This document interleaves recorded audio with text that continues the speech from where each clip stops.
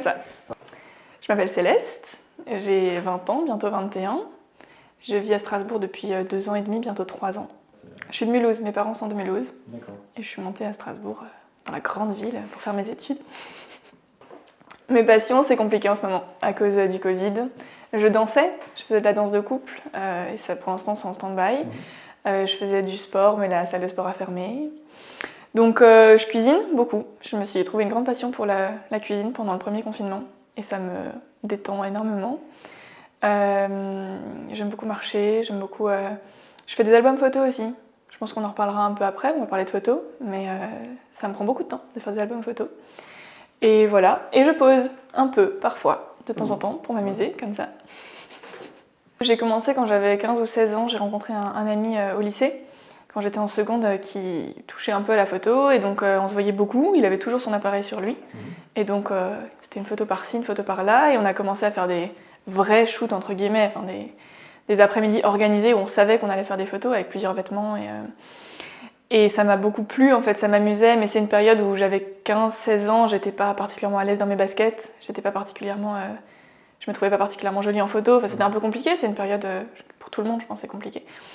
Et ensuite, quand je suis arrivée à Strasbourg, je continuais à avoir cet ami-là, et lui est toujours en colocation, avec 2 autres garçons dont l'un fait de la photo.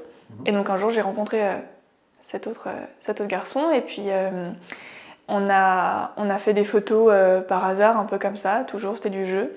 Et finalement, j'ai eu envie de faire un peu plus. Et j'ai posté un message sur un groupe Facebook, pourri d'ailleurs, comme beaucoup. Non mais vraiment, c'est les groupes de recherche photographes et modèles, c'est un peu catastrophique sur Facebook. Et j'ai eu de la chance parce que j'ai un photographe qui s'appelle Carnet de Vie, qui a commenté. Et ça a été mon premier shoot officiel, entre guillemets, en collaboration. Et j'ai trouvé ça super, je me suis très bien entendue avec lui. On a re-shooté plusieurs fois depuis, on est amis maintenant. Et ça a été un peu le début parce qu'une fois que j'avais fait des photos avec lui, j'avais donc un support sur mon mur Instagram qui m'a permis ensuite de contacter d'autres photographes pour lancer le truc. Je revois souvent les photographes avec lesquels je shoote. Je trouve que le premier shooting c'est un peu comme une première nuit, c'est un peu bancal, c'est un peu... Mais le fait de se revoir permet de construire quelque chose de plus intéressant, je trouve, vraiment. Donc je tourne en rond avec mes photographes. Il y a une différence entre comment je les choisis maintenant et comment je les choisissais il y a 1 an et demi. Quand j'ai commencé, j'avais surtout envie de remplir mon mur Instagram. Enfin, j'avais envie d'avoir des expériences photos. Et c'est vrai que j'avais aussi beaucoup moins de critiques par rapport aux photographes parce que j'avais aucune capacité à me rendre compte de ce qu'était une bonne ou une mauvaise photo, selon mes critères évidemment, mais j'avais pas du tout de compétences techniques en photo. Enfin, j'en ai toujours pas beaucoup, mais... Et c'est vrai qu'au début, j'avais un peu ce côté boulimie photographique. D'avoir le plus de photographes possible, le plus de shoots possible, Et je pense qu'il y a des modèles qui restent dans cette vibe-là longtemps. Et moi, je m'en suis assez vite détachée parce que ça m'apportait pas grand-chose d'avoir plein de photos. Parce qu'au final, je me rendais compte que dans un shoot, si je faisais 5 shoots dans une semaine et que j'avais plein de photos, en fait, il y en a très peu que j'aimais vraiment beaucoup. Et j'ai commencé à plus rechercher ces photos-là qui sont très importantes. Je contacte souvent les photographes moi-même. J'attends pas forcément qu'ils viennent vers moi parce que ça pourrait ne pas arriver. Et puis c'est pas toujours au photographe d'aller démarcher le modèle. J'ai beaucoup de demandes, mais de nurbex, comme les photographes aiment l'appeler. Érotique mais pas vulgaire, tu comprends. C'est vrai que c'est un peu fatigant, mais donc moi je vais démarcher les photographes avec qui j'ai envie de travailler. Des fois c'est non, des fois c'est oui. Et je vais les démarcher avec un projet en général. J'essaye de pas arriver en disant j'aime ce que tu fais, on fait des photos. Surtout qu'il y a certains photographes avec lesquels je shoot qui sont aussi professionnels. Et un shooting en collaboration, c'est pas un shooting gratuit, c'est une collaboration. Et au début, j'aimais beaucoup en fait voir l'univers d'un photographe sur Instagram et prêter mon visage et mon petit être tout seul pour le mettre dans cet univers-là. Et ça me suffisait. Maintenant, ça me suffit plus. Maintenant, j'ai vraiment besoin de construire un truc à 2, sinon je trouve que l'intérêt est moindre. Le photographe avec qui tu shootes au moment de la prise de vue va quand même rechercher une jolie photo et donc à te mettre en valeur toi en tant qu'être humain. Et forcément, quand après tu vois la photo, c'est une manière de se trouver jolie à travers le regard de quelqu'un d'autre, ce qu'on n'a pas face à un propre miroir. Donc déjà, ça apporte quand même quelque chose en termes de confiance en soi. Sinon, ça m'a surtout apporté des rencontres. Vraiment, je reviens là-dessus parce que c'est le point clé, c'est que je fais des études qui sont assez... on voit toujours les mêmes personnes, c'est un cercle assez privé en fait, et c'est vrai que j'ai un besoin énorme de rencontres et de cercles qui s'élargit, de voir autre chose que ce milieu-là dans lequel je suis assez engoncée, quoi. Puis j'ai rencontré surtout beaucoup de photographes avec qui je suis devenue amie maintenant. Et ça, c'est hyper important aussi. Il y a des photographes qui sont très très bons dans la photothérapie, comme ils appellent ça, pour réussir à donner confiance à quelqu'un. Mais ça, je pense que du coup, c'est pas un travail de collaboration. C'est le photographe qui met en confiance son modèle. Enfin, je pense que quand on propose une collaboration à un photographe, c'est quand même important d'arriver sans savoir forcément poser, mais en étant capable et à l'aise. Je pense que quand même, c'est quelque chose d'assez important. Après, pour démarrer, c'est pas très dur. Comme dit, les groupes Facebook, c'est un peu pourri, mais pour se lancer, c'est pas si bête. Quand on contacte un photographe, c'est important de le faire aussi avec un projet un peu derrière, ou avec au moins des idées. Parce que je pense qu'il y a beaucoup de photographes qui reçoivent juste on shoot, et on a l'impression que le shooting nous est dû parce qu'on s'est autoproclamé modèle. Enfin, je veux dire, même moi, je me suis autoproclamé modèle, entre guillemets. Je veux dire, personne m'a dit un jour, voilà, maintenant tu es modèle. J'ai décidé que je voulais faire de la photo, mais il faut accepter le refus des photographes aussi, parce que c'est pas grave, et faut pas le prendre pour soi, je pense. On refuse pas une personne, un caractère, on refuse un profil photographique. Ça fait moins mal qu'un râteau, du coup. Faut séparer la personne du profil. Voilà. Après, je pense qu'il faut faire attention aussi avec qui on shoot. Déjà, être pas forcément méfiant, mais dès le début, avoir ce côté, être un peu exigeant quand même sur ce qu'on recherche. Pas shooter avec n'importe qui juste parce que il veut bien me prendre en photo. Être sûr que l'univers du photographe plaise avant de passer le cap. Et puis faire attention ici, ça c'est un truc, je pense qu'il y a beaucoup de modèles qui se posent la question, mais j'ai vraiment très peur de ce que pourrait donner, ce que pourrait... On refait.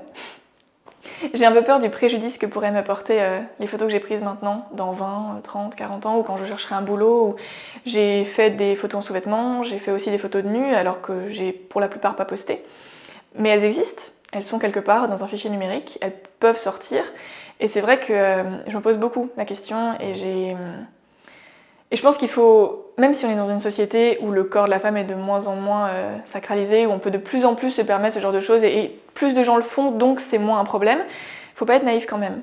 Et c'est vraiment bête de passer à côté d'une opportunité de boulot pour une cause comme ça, donc juste en avoir conscience. Voilà. Et puis après, au niveau de la sécurité pure et dure pendant les shoots, je shoot avec des photographes que je connais parce que soit je les ai déjà rencontrés dans un café avant, soit c'est des amis d'amis, soit je sais qu'ils ont shooté avec beaucoup de modèles sur Strasbourg, donc il y a ce côté réseau.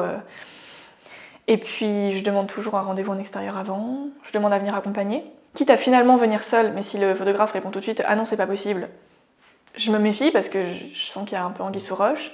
Je suis géolocalisée pendant mes shoots, ça peut paraître un peu trop obtus, mais en même temps c'est juste une précaution, quoi. J'essaie de faire attention comme je peux pour pas me retrouver dans des situations désagréables. Ouais. Je donne pas mon adresse, les gens viennent pas chez moi. Tant que c'est pas des amis en plus d'être des photographes. Parfait. J'ai pas d'anecdotes vraiment peu drôles ou vraiment tristes. J'ai eu 2 shoots qui se sont pas très bien passés, surtout ceux que j'ai faits, mais plus pour des questions de non-communication entre le photographe et moi. J'ai eu un shooting où on s'était pas mis d'accord avant, ni sur le lieu du shooting, ni sur la durée, où du coup je me suis retrouvée un peu prise de court en fait dans un lieu où j'avais aucun réseau, alors que quand un photographe est seul avec une modèle ou une photographe avec un modèle, peu importe, on essaye de pas faire ce genre de choses sans avoir été prévenu à l'avance, avec un shoot où j'avais prévu 2-3 heures et qui était censé en durer 6, mais où personne m'avait expliqué que ça allait en durer 6. Enfin, des petits cafouillages comme ça et une vision de la photo qui n'était pas du tout partagée. Et je pense que ça m'arrivait aussi au début parce que j'étais beaucoup moins sélective. Et ça m'arrive moins parce que maintenant je sais vraiment ce que je veux et je sais aussi quel point aborder avant un shooting. Donc c'est vrai que ça m'arrive moins. Puis j'ai eu un autre shooting où il y avait le photographe était dans une recherche de sensualité assez permanente, mais ce qui n'était pas un mal en soi, je veux dire, il y a pas... Mais c'est juste que moi, c'est pas ce que je cherchais. Et que du coup, il y a eu un malentendu sur ce côté-là, et donc ça, au final... C'était surtout un peu malaisant et les photos sont pas incroyables à cause de ça, mais en même temps il m'est jamais rien arrivé de problématique ou de grave. Sinon, j'ai fait un truc drôle, j'ai fait une photo où je suis rentrée dans un frigo avec le crâne de mon squelette Michel. Et ça, je suis pas sûre que tous les modèles l'aient fait. C'est peut-être le truc le plus drôle que j'ai fait en shooting. Oui, Vous pouvez la trouver sur mon mur Instagram. Il y avait dans la cour de mon immeuble un frigo vide, un frigo Ouais, d'accord. là depuis des semaines. Et on a enlevé tous les étages du frigo et je suis rentrée dedans. Et on a dans le congélateur au-dessus, j'ai un squelette, parce que du coup, étant étudiante en santé, c'est très utile d'avoir un squelette. Et on a juste pris la tête du squelette, on l'a posé dans le frigo. Et ça paraît très bizarre dit comme ça, mais en fait c'est vachement rigolo. Oui, il y a quelque chose qui se dégage. Ouais. Il y a- Bah d'ailleurs, elle est là. En plus. En plus. J'ai séché tous mes cours de philo en terminale. Donc les dissertes sur la vision de la photo, c'est pas du tout mon truc. Mais j'ai une vision aujourd'hui de la photo qui est purement artistique. Dans le sens où, dans ma pratique, je fais pas de photos militantes, entre guillemets. Je fais pas de photos dans le but de faire passer des messages particuliers. C'est vraiment de la photo dans le but de construire quelque chose de joli à regarder. Et voilà, c'est vraiment ça le but premier. Après, ça me permet aussi de faire des rencontres. Et donc c'est ça que j'apprécie le plus. Et sinon, il y a une autre partie de ma vision de la photo qui est que je fais beaucoup d'albums photos. Et j'ai un petit Pentax, un petit appareil argentique avec lequel je me promène tout le temps. Je l'ai tout le temps sur moi. Et je prends en photo mes promenades, ma famille, mes moments entre amis. Et ensuite, je tire les photos et je les colle. Et ça me permet vraiment de garder des bouts de vie très intacts. Et déjà maintenant, quand je me replonge dans un album que j'ai fait il y a quelques mois, ça me fait des émotions dingues. Et je me dis que quand dans 20-30 ans, je retrouverai ces albums, ce sera un trésor. Donc ça, c'est l'autre partie de la photo qui est complètement différente, parce que là, il n'y a aucune recherche artistique. Mes futurs projets sur Strasbourg, ils sont assez restreints, dans le sens où... alors je dis pas que j'ai shooté avec tous les photographes de Strasbourg, pas du tout.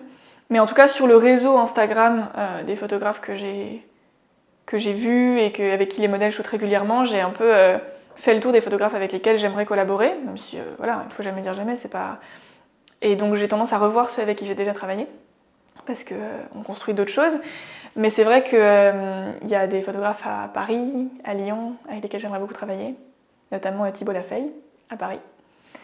Et c'est vrai que ça, pour l'instant, le Covid l'empêche, le financement pour le voyage l'empêche aussi. Donc c'est du stand-by, mais voilà. J'essaie de pas trop me prendre la tête, ça reste du jeu. J'ai la chance aussi, Instagram, c'est pas mon outil de travail. Je dois pas gagner ma vie grâce à la photo. Si je poste rien pendant 2 mois et que l'algorithme m'envoie chier, c'est pas grave. Si je fais 20 j'aime sur une photo, c'est pas grave, parce qu'au final, la photo, que je fasse 20 j'aime ou que j'en fasse 300, il y a quand même ce côté, elle est sur mon mur. Mon mur, il me sert de book, en fait. Et donc, tant que la photo y est, elle montre ce que je sais faire, ce que j'ai envie de faire. Ce que t'aimes. Ce que j'aime. Donc, peu importe le nombre de likes qu'elle obtient. Moi, j'ai complètement dissocié Instagram de ma vie. C'est pas lié, mes photos vraiment préférées sont pas sur Instagram. Mais quand je me rends compte que j'y passe un peu trop de temps, que j'y accorde un peu trop d'importance, quand je vois que je poste une photo qui fait aucun like et que ça m'énerve, je me dis mais attends, juste redescends, pose ton téléphone et t'y reviendras demain, quoi. Mais je pense que c'est important de mettre un frein tout de suite, parce qu'on peut vite...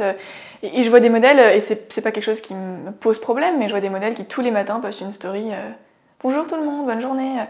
Et c'est vraiment des trucs... Moi, je m'y reconnais pas, parce que c'est pas ma vie, en fait. Et parce que j'ai un compte public, en plus. Donc les gens qui me suivent, je les connais pas. Il y en a que je connais, il y en a que je connais pas. Je partage ma vie avec ma famille, mes amis, pas avec des inconnus sur Instagram. Après, j'ai aucun problème, il y a pas mal de gens qui m'écrivent pour discuter. Et ça me fait plaisir. J'aime beaucoup pas rencontrer des gens, donc discuter avec des gens. Mais ce côté exhibition de la vie me pose un peu problème. Et par rapport aux photos qui ont peu de valeur, tu vois, mes photos, les photos que je préfère, je les tire. J'ai des tirages, comme ça, là, de mes photos préférées, qui sont dans une pochette, que j'accrocherai peut-être un jour dans mon appartement, mais pour l'instant, j'ai pas la place. Mais c'est des photos qui sont sous forme papier, qui resteront dans un tiroir ou affichées quelque part, mais qui existent. Et... Alors que ce que je poste sur Instagram, si on me dit demain que mon compte Instagram est détruit, qu'est-ce que ça peut me faire? Vraiment, c'est une plateforme comme une autre, et le jour où Instagram sera mort, il y aura une autre plateforme et on recommencera. Et... Ça m'atteint assez peu comme problématique, parce que les photos qui pour moi ont de la valeur, elles sont sous forme papier. Point. Souvent, quand je tombe sur un compte de modèle, je sais pas comment expliquer ça, mais pour moi, le modèle travaille pas comme le photographe. Dans le sens où le photographe a des compétences techniques. Je considère plus ça comme un travail, en tout cas sur Instagram. Après, je parle pas des modèles professionnels dont c'est le métier, mais nous, en tant que modèle, enfin moi ou les filles qui font la même chose que moi en tant que modèle, il y a un côté, moi c'est du jeu, je me considère pas comme professionnelle ou comme ayant vraiment quelque chose à apporter. Et à partir de là, j'estime que mon plus grand travail, c'est de choisir ce que je poste ou pas sur mon mur Instagram. Et donc tout ce que je décide de poster représente ce que j'ai envie de montrer. Et moi j'ai du mal quand je tombe sur le mur d'une modèle nouvelle ou que je connais et que je vois des photos mais incroyables, qui sont vraiment des pépites techniques, des pépites de... Et à côté il y a des photos, on se demande ce qu'elles font là. Et c'est vrai que c'est... Du coup je me dis, mais est-ce qu'elle fait la différence entre son selfie salle de bain et sa photo prise par un photographe qui a vraiment du talent ou du travail, parce que le débat sur le talent, le travail, on va pas y revenir, mais c'est vrai que je me pose la question et régulièrement je refais du tri sur mon mur Instagram parce que je me dis ça en fait, j'ai plus envie que ce soit la première chose qu'on voit quand... Donc ouais, pour ça c'est vrai que choisir ce qu'on poste ou ce qu'on poste pas, c'est... Céleste, merci d'avoir participé à mon projet. Mais de rien, avec grand plaisir. Ça va, pas trop traumatisé? Non, j'ai besoin de faire pipi et j'ai faim.